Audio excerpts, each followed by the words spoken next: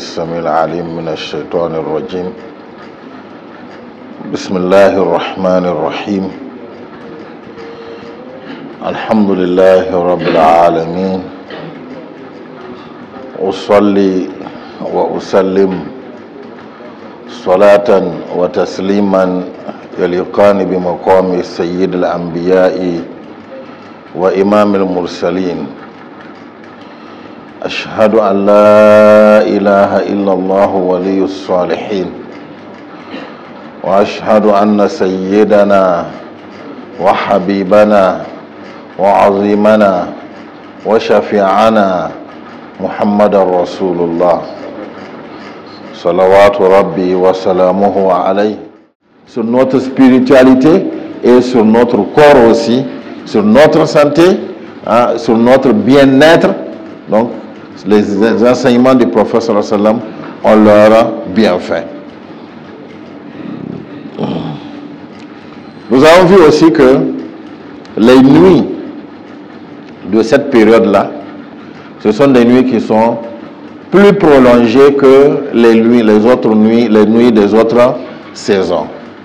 Et comme ce sont des nuits prolongées, nous avons vu qu'il ne faut pas dire « Ah, on va passer la moitié de la nuit en train de regarder la télé, ou bien de faire fada, ou bien de jouer, de faire autre chose, pour ne pas se réveiller dans les profondeurs de la nuit. » Parce que des fois, on se réveille et on sent qu'on n'a plus sommeil parce qu'on s'est bien reposé.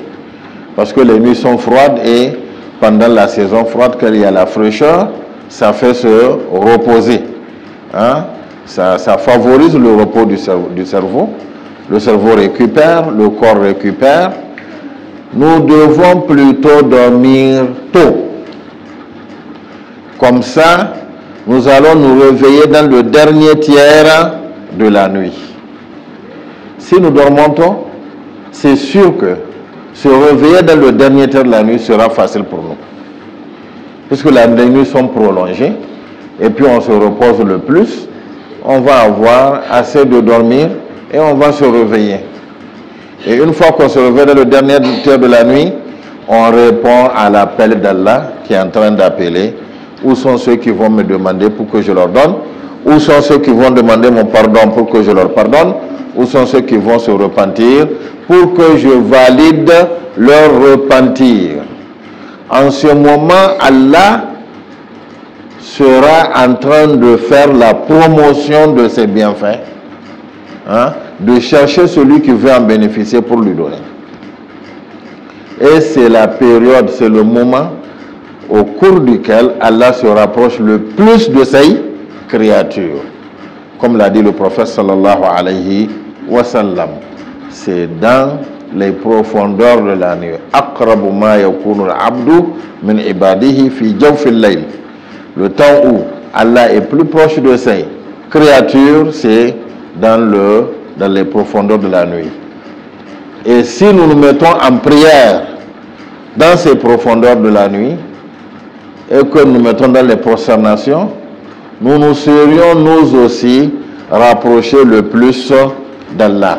Parce que c'est dans la prosternation que le serviteur se rapproche le plus de son Seigneur.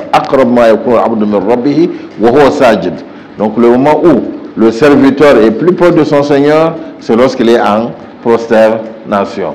Le moment où son Seigneur est plus proche de lui, c'est dans le dernier tiers de la nuit. Donc si le serviteur se rapproche de lui dans ses prosternations le plus, au moment où Allah s'est le plus rapproché de lui, imaginez ce que ça donne. Imaginez, c'est un contact avec Allah, et c'est pourquoi Allah a prescrit à son messager Muhammad sallallahu alayhi wa sallam la prière nocturne. Lui, la prière nocturne est même une obligation pour lui. Oui, parce qu'il doit avoir ce contact-là intime avec Allah. Ce contact intense avec Allah. Et nous avons vu que tout celui qui veut qu'Allah l'élève d'une manière ou d'une autre, alors il doit s'adonner à la prière nocturne. Parce que lorsque Allah voulait donner la place d'honneur au messager d'Allah le jour de la résurrection, il a dit alors wa min al-layli fatahajjad bihi nafilatan laka asa rabbuka an yab'athaka maqaman mahmouda. Allah lui a dit alors adonne-toi à la prière nocturne, moi je vais te donner la place d'honneur le jour de la résurrection. Et c'est de là que les savants ont dit que celui qui veut avoir de l'élévation, celui qui veut avoir une certaine considération de la part d'Allah, qu'Allah le fasse briller ou qu'Allah l'élève, alors qu'il s'adonne à la prière nocturne. Et nous avons vu que Allah a dit au messager d'Allah, Inna sanulqi alayka qawlan thaqila. Nous allons faire descendre sur toi une parole lourde qui est le Coran. Par conséquent, adonne-toi à la prière nocturne. Et de là, les savants ont dit que la prière nocturne fait supporter tout ce qui est dur, tout ce qui est lourd, tout ce qui est difficile. Nous qui sommes dans des moments où vraiment la vie des fois elle est difficile, elle est pleine d'épreuves, elle est pleine de difficultés, elle est pleine de gêne, ainsi de suite, et nous voulons que ces choses-là s'allègent, alors adonnons-nous à la prière nocturne. Donc le dernier tiers de la nuit, c'est un temps précieux pour le croyant où il doit s'adonner à la prière nocturne et invoquer son Seigneur. Dans le dernier tiers de la nuit. Donc, nous devons vraiment nous préparer pour cela. Nous devons insérer cela dans notre programme. Pourquoi ce moment? Parce que c'est ce moment que la nuit est plus prolongée. Donc, il est plus facile de récupérer, de dormir et de se réveiller. Le dernier tiers de la nuit, c'est dans les 3h30 ou vers 4h jusqu'à l'aube. Jusqu'à l'aube. Donc, ce moment-là, il est précieux pour le croyant. Levons-nous pour adorer notre Seigneur. Levons-nous pour invoquer Allah.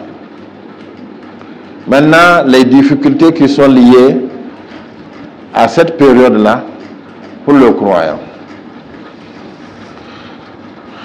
La première difficulté, elle est liée justement au froid qui caractérise cette période.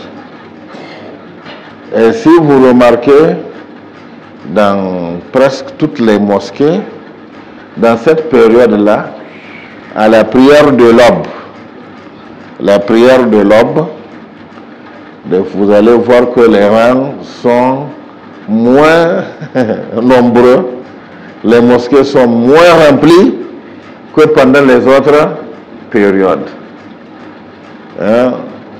Alors que la fraîcheur ou le froid de cette période-là, mais nous pouvons, ça ne doit pas constituer un frein pour nous.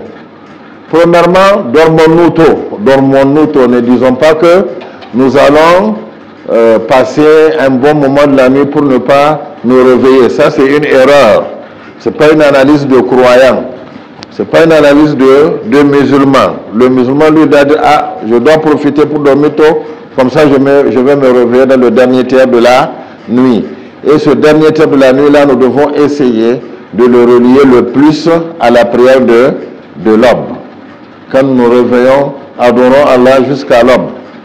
Ça serait mieux pour nous. Maintenant, concernant les difficultés des ablutions, parce qu'il fait frais ou il fait froid, nous pouvons prendre nos dispositions.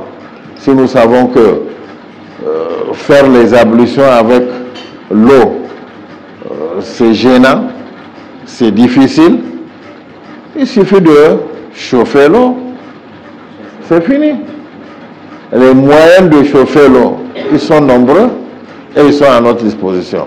Même le gaz qu'on met, ça ne fait pas 5 minutes. Ça ne fait pas 5 minutes, vous allez voir tout de suite, l'eau est chaude. Donc les chauffe-eau sont là, tout est là. Donc prenons nos dispositions.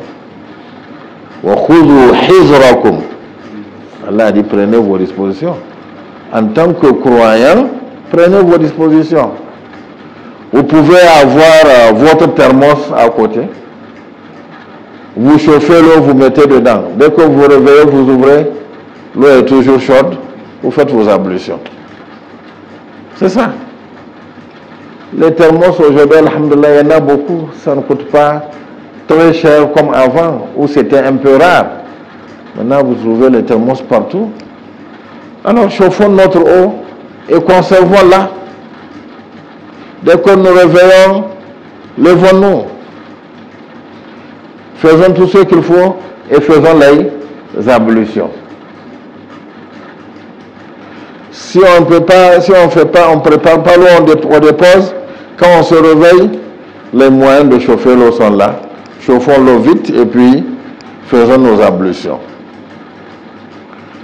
Le fait de chauffer l'eau pour la conserver, ou bien le fait de la chauffer lorsqu'on s'est réveillé, pour faire les ablutions plus aisément, c'est aussi un acte d'adoration qui est récompensé par Allah. C'est aussi un acte d'adoration qui est récompensé par Allah. Si c'est de l'énergie que nous dépensons, par exemple du gaz que nous dépensons, là aussi nous aurions utilisé notre gaz dans la voie d'Allah. Allah va nous récompenser par rapport à cela. Donc prenons nos dispositions. Et si nous pouvons faire nos ablutions sans chauffer l'eau, falillah alhamd. Faisons nos ablutions. Il fait froid, sortir du drap, on sent qu'on a envie de retourner. Shaitan va dire, oh, continue, il fait chaud, il fait frais. Alors, rappelons-nous les bienfaits de cette période. Rappelons-nous les bienfaits qui sont liés à cette période. C'est Allah lui-même qui s'est rapproché le plus de nous. Il a tendu ses deux mains, il demande seulement celui qui lui demande pour qu'il lui donne. Et imaginons si on dit que par exemple, c'est à 4 heures du matin ou à 3h30 ou 4h30 qu'on a rendez-vous avec le président de la République. Hein? Est-ce qu'on va rater le rendez-vous? Même s'il neige, on prendra toutes les dispositions pour ne pas rater le rendez-vous. Alors, pourquoi pas Allah, notre Créateur, hein, dont toutes choses se trouvent sous son contrôle. Ce qu'il donne, personne ne peut le retirer. Ce qu'il empêche, personne ne peut le donner à quelqu'un. S'il vous donne, il vous a donné, c'est fini. Et s'il vous refuse, il a refusé, c'est fini. S'il vous donne, personne ne peut vous retirer ce qu'il vous a donné. Par conséquent, c'est le temps, c'est le meilleur moment où les gens, les élus d'Allah rencontrent leur Seigneur. C'est un moment de rencontre avec Allah. Donc ne ratons pas cela. Prenons nos dispositions. Si c'est le froid, cherchons nos habits de froid, déposons à côté de nous. Dès qu'on se réveille, on sort du drap, portons notre habit du froid. Faisons nos ablutions, habillons-nous bien et puis mettons-nous à la prière. Nous pouvons même enduire de la pommade pour casser le froid. Hein? Donc tout ça, nous pouvons acheter des chaussettes, hein, pour mettre, pour protéger nos pieds. Donc faisons cela, prenons nos dispositions. Vous voyez les gens qui vivent dans les régions froides, où chaque fois la température c'est dans les moins. Hein? La température est négative. C'est moins quelque chose de degrés. Mais vous voyez les dispositions qu'ils prennent pour pouvoir vivre. Alors prenons ces dispositions nous aussi pour pouvoir adorer notre Seigneur. Et tous les efforts que nous aurions faits, vraiment c'est pour nous. Allah tient cela, il récompense cela. Il récompense cela. Et tous ces efforts vont montrer à Allah que réellement nous voulons le rencontrer, nous voulons l'adorer, nous avons besoin de sa miséricorde. C'est la preuve que vraiment nous tenons à sa miséricorde. Donc montrons à Allah que nous tenons à sa miséricorde. Parce que lui, quand on montre qu'on tient à sa miséricorde et qu'on a confiance en lui et qu'on compte entièrement sur sa miséricorde, il ne déçoit jamais. Il ne déçoit jamais. Donc faisons cela. La particularité de la prière nocturne, c'est que c'est la prière dans laquelle nous avons le plus d'intimité avec Allah. Ce n'est pas à la mosquée en groupe. Peut-être même la famille dort, il n'y a personne. Nos voisins ne savent pas ce qui se passe, personne ne nous voit. Et on se réveille pour Allah. Et on fait tout pour Allah. On se prépare pour Allah. Et on se met dans la prière pour Allah. On invoque Allah. On fait le zikr. Là, c'est le moment où on a le plus d'intimité avec Allah. Et c'est une des adorations les plus sincères, dans lesquelles il n'y a pas d'ostentation. Parce qu'on est seul, il n'y a personne. On est avec Allah. Et c'est ça qu'Allah aime. C'est ça qu'Allah veut. Qu'on ait des temps où on est seul avec lui. Et qu'on fasse des adorations dont lui seul est témoin. Dont lui seul il est témoin. Ce sont ces adorations qu'il aime le plus. Même l'aumône, quand il a parlé de l'aumône, il a dit quoi? Wa in tubdu sadaqati fa ni'mahi wa in tukhfuha wa tutuha al-fuqara fa huwa khayrun lakum. Ouais, Allah dit, si vous donnez publiquement, ouvertement vos aumônes, c'est bien tant que vous le faites pour Allah. Mais si vous les cachez, vos aumônes, et vous les donnez aux nécessités, c'est mieux pour vous. Parce que là, il y a plus d'intimité et il y a plus d'insincérité. Il n'y a pas d'ostentation. C'est pourquoi parmi les gens qu'Allah va placer sous son ombre, le jour où il n'y a pas d'ombre à part son ombre, le jour de l'ascension, il y a quelqu'un, le prophète sallam a dit, qui a donné fi sabilillah, même sa main gauche ne sait pas ce que sa main droite a donné. C'est pour dire qu'il a caché. D'accord? Personne ne sait. Alors, l'adoration aussi, la prière, la lecture du Coran, le zikr.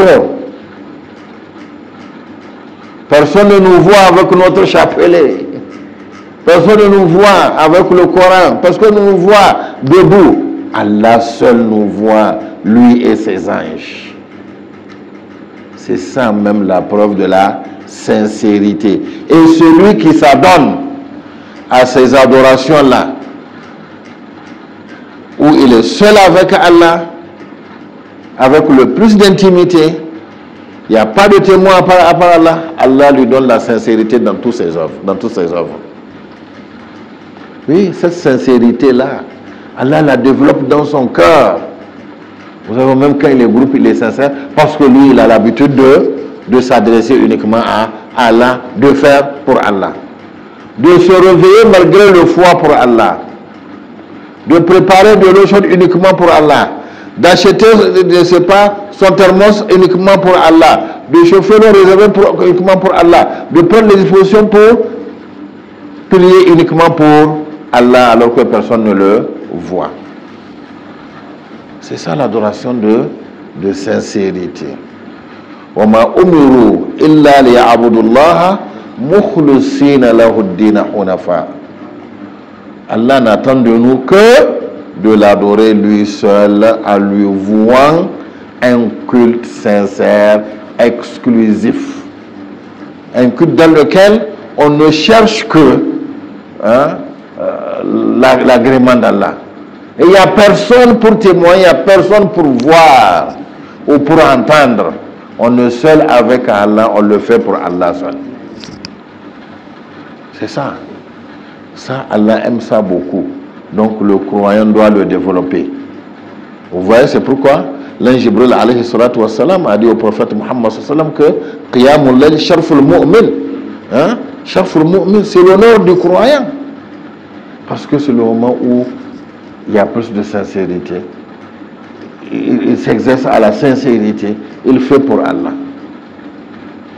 Donc, c'est un exercice que nous devons insérer dans notre vie. Oui.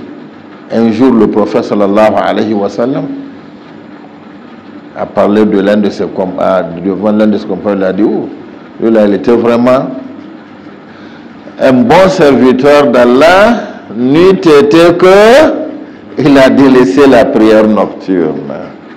C'est ça qui a diminué dans sa valeur auprès d'Allah. Donc, si nous renouons avec cette prière nocturne, il serait parmi les meilleurs serviteurs d'Allah. Donc pour faire partie de ces meilleurs serviteurs d'Allah, il faut prendre un temps où on est seul avec Allah. On adore Allah alors que personne ne nous voit. On adore Allah alors que personne ne le sait. Seul Allah est témoin. Ça veut dire qu'on le fait pour Allah lui seul. On le fait pour Allah lui seul. C'est pourquoi les pieux prédécesseurs, les nuits où les gens dorment, eux, ils sont même pressés que les gens dorment. Il y a certains qui ne dorment même pas. Ils attendent seulement que les gens dorment. Oups, c'est le moment. Hein? Ils se sont endormis. Maintenant, je suis seul avec mon Seigneur. C'est l'adoration. Vous avez certains qui s'attachent une corde au cou quand ils font le zikr, parce que quand ils somnolent maintenant, hein, donc ils vont faire ce geste-là qu'on fait dans la somnolence, et la corde va aller retirer, ils vont se réveiller, ils vont continuer, parce qu'ils sont à la recherche d'Allah, dans l'intimité et la sincérité. Ce sont ces gens-là qui sont les vrais adorateurs d'Allah. Wa ibadur Rahman, Allah a dit les serviteurs du miséricordieux, c'est-à-dire les meilleurs serviteurs d'Allah, parmi leurs caractéristiques, walladhina yubituna li rabbihim sujjadan wa qiyama. Ils passent la nuit en train de faire la prosternation et d'être debout devant Allah. Oui, ça fait partie, ils font des caractéristiques des meilleurs adorateurs d'Allah.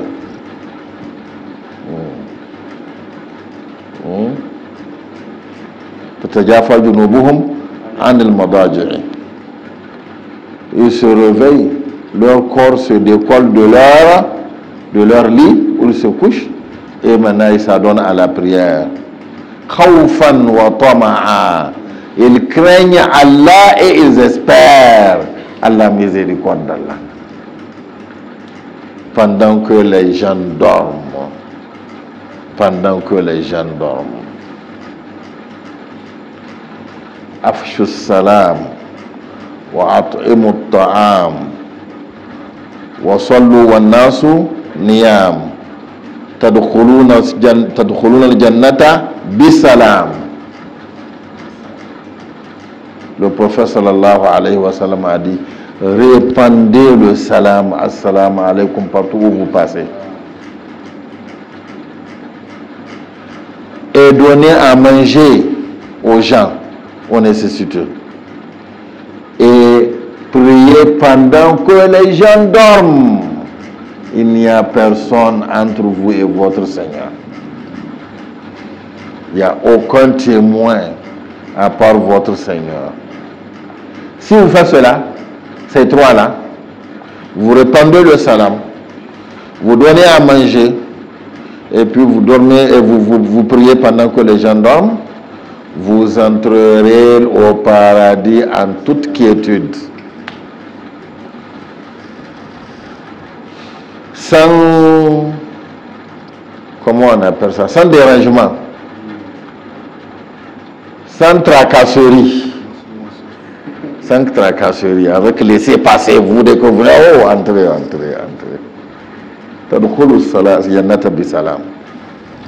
sans tracasserie. C'est comme ça. Donc c'est le meilleur moment où vraiment on est en intimité avec Allah. On empêche à ses yeux de dormir pour qui? Pour Allah. Et il n'y a aucun témoin. Il n'y a personne. C'est entre nous et Allah. C'est ça la sincérité d'avec Allah. C'est pourquoi c'est la prière qui a le plus de valeur après les prières obligatoires. Après les prières obligatoires. Et si nous sommes des gens qui tenons à prier dans les profondeurs de la nuit pour Allah, nous serons aussi des gens qui tenons à prier la prière de l'aube en groupe, malgré le froid. Les mêmes dispositions que nous aurions prises pour garantir la prière nocturne, nous les prendrons aussi pour garantir la prière de l'aube en groupe. C'est pourquoi il vaut mieux dormir tôt, comme ça on se réveille vers la fin de la nuit, dans le dernier tiers de la nuit, qui n'est pas très loin de l'aube. On invoque Allah, on fait la prière, on fait tout, on va jusqu'à l'aube. On prie. La prière à l'aube en groupe. La prière à l'aube en groupe. Parmi ses bienfaits. Ce n'est pas la récompense, hein, les bienfaits. Et ce n'est pas le seul bienfait. L'un de ces bienfaits dont a parlé le prophète Muhammad sallallahu alayhi wa sallam est que celui qui fait la prière en groupe, la prière de l'aube en groupe, la journée de cette aube-là, il sera sous la protection d'Allah. Toute la journée, il est sous la protection d'Allah. Et le prophète sallallahu alayhi wa sallam a ajouté, il a dit, méfiez-vous alors d'affronter quelqu'un qui fait la prière de l'aube en groupe parce qu'il est sous la protection d'Allah. Parce que si vous l'attaquez, si vous l'affrontez, vous aurez affaire à qui? À son protecteur qui est Allah. Il est sous la protection d'Allah. Il est sous la protection d'Allah dans cette journée-là. Par conséquent, ne négligeons pas la prière de l'aube en groupe. Et comme c'est un moment où se lever est difficile, faire les ablutions est difficile, sortir est difficile, toutes ces difficultés-là donnent plus de valeur à la prière pendant la saison froide. Parce que toutes ces difficultés-là sont prises en compte dans la récompense de celui qui prie. Et au moment où il n'y a pas ces difficultés, il y a les récompenses qui sont liées à ces difficultés n'existent plus. C'est comme ça. Hein? On vous a, je ne sais pas, on vous a affecté quelque part où il y a des risques, indemnité de risque, indemnité de désert, indemnité de ceci, cela. On vous a ramené où il y a pris ces risques-là. Qu'est-ce que les indemnités vont faire? Les indemnités vont disparaître. Ah oui, puisque vous n'êtes plus dans ces zones de risque, dans ces zones de désert ou dans ces zones de difficulté, il n'y a plus ces indemnités-là. Parce qu'il n'y a plus ces risques-là. C'est la même chose. Nous avons des indemnités liées à ces difficultés-là. N'oublions pas, c'est le moment de maximiser, de faire la prière en groupe, alors, comme on le fait, mais qui a plus de récompenses qu'avant. Mais on n'a plus de récompenses qu'avant parce qu'on a bravé plus de difficultés qu'avant. C'est ça. Hein? On a supporté plus de difficultés. On a fourni un effort pour contourner les difficultés. Donc on a plus de récompenses. C'est pourquoi le prophète Muhammad sallallahu alayhi wa sallam a dit: parmi les actes d'adoration qui ont le plus de valeur aux yeux d'Allah, il fait partie isba'ul wudu 'inda al-makari. Le fait de parfaire les ablutions pendant les moments de difficulté, pendant les moments où les ablutions sont difficiles.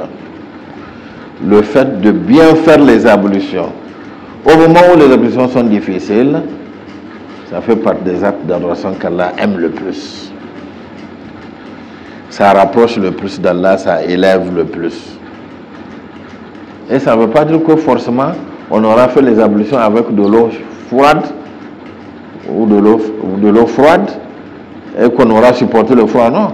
Même si quand on prend les expositions pour chauffer l'eau, c'est aussi une difficulté. Donc on a pris les expositions pour parfaire les ablutions au moment où c'est difficile de le faire. Au moment où c'est difficile de le faire. Par conséquent, ne négligeons pas ces actes-là. Profitons. Celui qui brave ces difficultés-là. C'est vrai qu'il est favorisé par le caractère prolongé de la nuit, mais vous allez voir une fois que ça devient une habitude, on s'exerce, à cela ça devient une habitude, même quand cette saison va passer, quand les nuits seront plus courtes, vous allez voir, ça va être une habitude pour nous. Hein? On parle d'horloge biologique, hein? Que vous avez une certaine programmation biologique dans le corps qui fait que vous allez voir dès que l'heure là arrive, on se réveille. On se réveille. Ça devient une habitude. Et quelle bonne habitude. Quelle bonne habitude. Par conséquent, essayons d'avoir ces bonnes habitudes dans ce moment-là.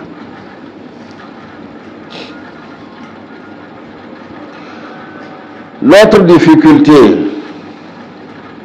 liée à cette période-là, c'est le lavage en cas d'impureté majeure.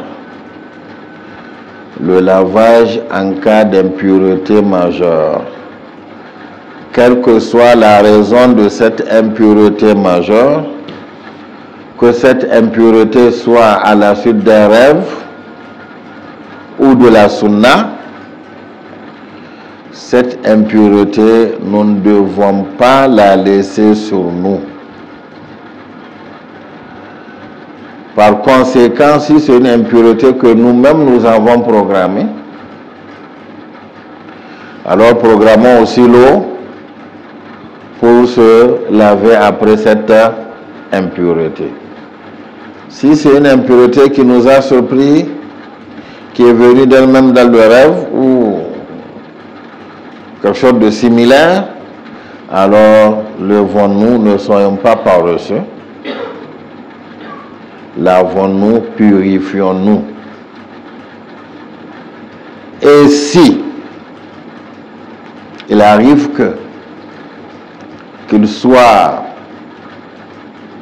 nous arrive de ne pas pouvoir nous laver, et ça vraiment, n'acceptons cela que dans des cas extrêmes, et que nous devons nous recoucher ou nous coucher, alors ne nous couchons pas comme ça. Faisons au moins les ablutions.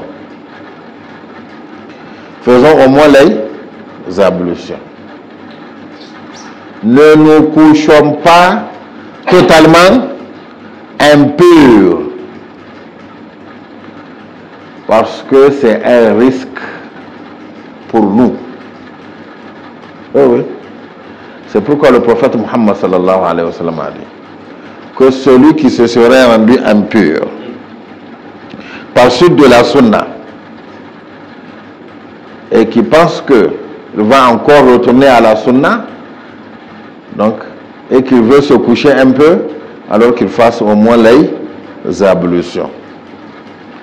Qu'ils fassent au moins les ablutions. Et vous voyez, ça fait partie de la sunna du prophète sallallahu alayhi wa sallam. Lorsqu'on veut dormir, de faire les ablutions et d'entrer dans le sommeil en état de pureté. Pourquoi la pureté? La pureté est une protection pour nous.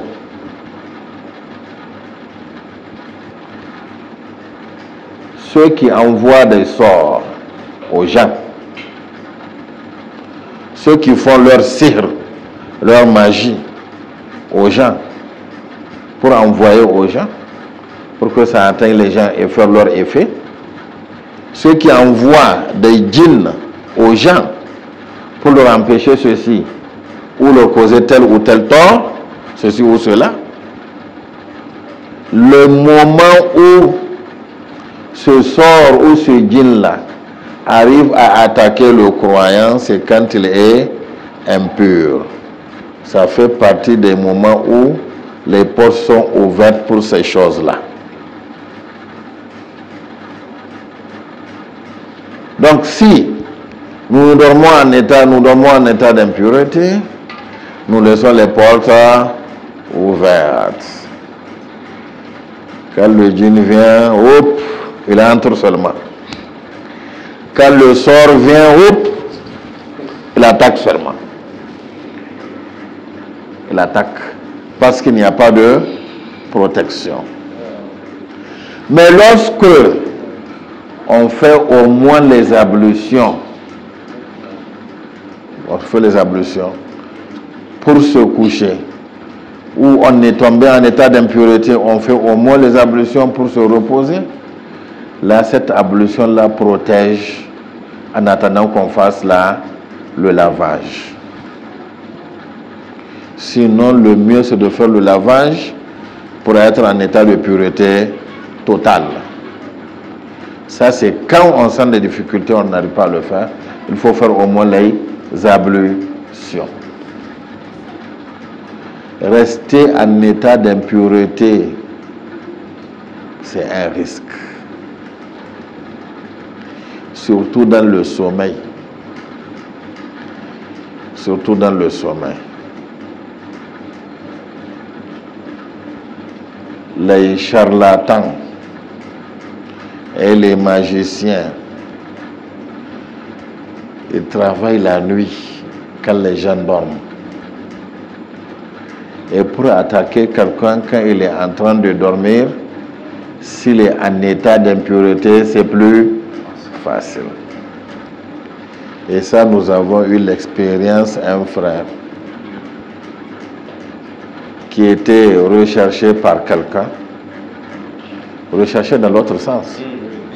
Il voulait lui jeter un sort, mais c'est un frère, masha'Allah, il fait de son mieux pour les zikr et autres, il n'arrive pas. Une nuit, il dit, il a fait la sunna, et au lieu de se laver, se lever pour faire au moins les ablutions, la paresse l'a prise, il s'est endormi.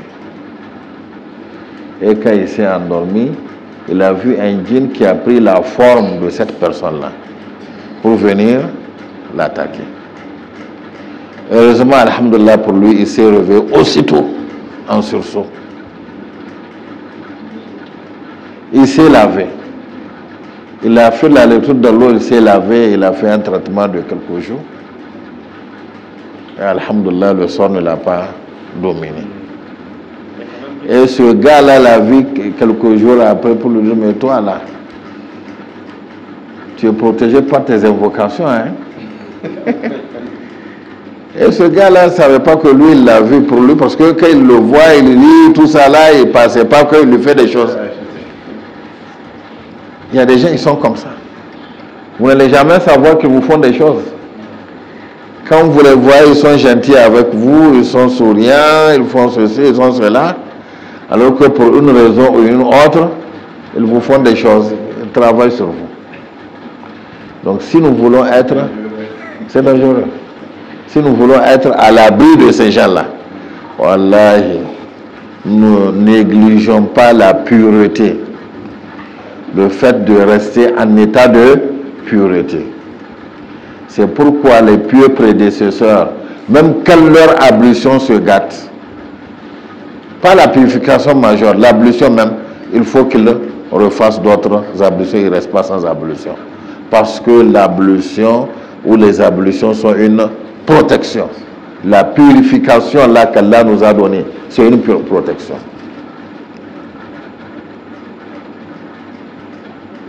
Et nous avons causé avec des gens qui étaient des coachs de certaines équipes de lutte traditionnelle. Vous savez que c'est un domaine dans lequel là, la magie, elle est claire. On ne la cache pas. Et du que quand ils travaillent avec ces gens qui font ces choses-là, quand demain vous avez à rencontrer une équipe adverse, le charlatan qui fait les choses, il fait ça dans de l'eau. Et c'est dans les profondeurs de la nuit. Et quand on appelle quelqu'un, on le voit dans l'eau, s'il est en train de dormir, on lui jette le sort, ça l'attaque. Lui, c'est pourquoi eux, quand ils ont compris ça, ils ne dorment pas les nuits. Alors que si c'était, comment dirais-je, confié à Allah, il suffit de faire les ablutions et ronfler. Normal. Ils vont jeter leur sort, ça ne va pas marcher. C'est pourquoi tout ce que le professeur nous enseigne, c'est un sens. Dit quand tu dors là, c'est fini. Parce que eux-mêmes, ils sont sales. Ils sont tous sales. Ils ne dorment pas avec les ablutions. Ils ne dorment pas avec ablution. Ils ne dorment pas avec purification. Donc il suffit de se purifier. C'est pourquoi le professeur dit de faire les ablutions avant de dormir. C'est pas pour rien. Et là, ça nous met sous la protection divine contre ces choses-là qu'on ne voit pas. Contre ces choses-là. Par conséquent, ne soyons pas paresseux. Ne soyons pas paresseux. Et informons aussi nos sœurs. Et c'est pourquoi vous voyez, elles sont les plus attaquées par les djinns et par les sorts, parce qu'elles passent le plus de leur temps, elles passent le plus de temps à être dans l'impureté, surtout au moment où elles voient leur menstru, ou au moment où elles voient les lochis après les accouchements, elles sont en état d'impureté.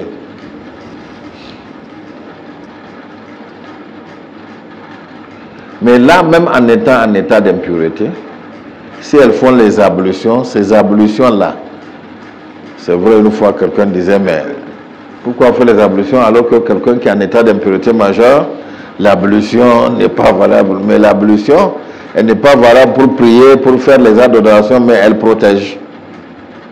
Elle protège. C'est une ablution protectrice. Et c'est elle que le messager d'Allah a demandé de faire lorsqu'on voit que on ne veut pas se laver pour des raisons qui peuvent être valables. Il faut au moins faire ces ablutions-là. Dormir sans les ablutions, dormir sans purification, dormir en état d'impureté, surtout majeur, c'est un grand risque. Et des fois, j'ai vu des gens qui disent quand ils sont attaqués par des sorts ou des djinns, et ils arrivent à comprendre, ils vont dire, mais moi, qu'est-ce que j'ai? Qu'est-ce que j'ai pour qu'on m'attaque? Qu'est-ce que j'ai fait à quelqu'un pour qu'on m'attaque? C'est ignorer que les gens sont méchants. Il y a des gens qui sont foncièrement méchants.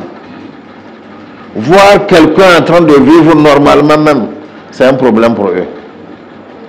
La personne n'a rien, mais le fait que la personne bouge comme les autres, la personne mange, ça les dérange. Et des fois, ce que nous oublions aussi, dans notre milieu, nous avons des djinns que nous ne voyons pas. Il y a beaucoup qui peuvent être jaloux de nous. Et dans nos gestes et nos faits, nous pouvons faire du tort à certains sans le savoir. Ils peuvent vouloir se venger. Tout ça, si nous prenons nos protections, si nous prenons les zikrs, nous ne sommes pas nos zikrs, et puis nous restons en état d'ablution, surtout lorsqu'on dort, en état de pureté, alors ils ne pourront pas. Ils ne pourront pas. Il y a des djinns qui ont témoigné, on les envoie à des gens. Ils vont, ils cherchent, ils ne voient pas la personne. Ils ne voient pas la personne. Ils ne voient pas la personne. La personne est protégée par Allah parce que la personne fait son zikr et la personne se purifie. La personne se purifie. C'est une protection. Tout ce que le prophète Muhammad sallallahu alayhi wa sallam nous enseigne, nous dit de faire, c'est pour notre bien. Il ne veut pas voir, il ne veut pas que même après lui, ses adeptes soient victimes de certaines choses.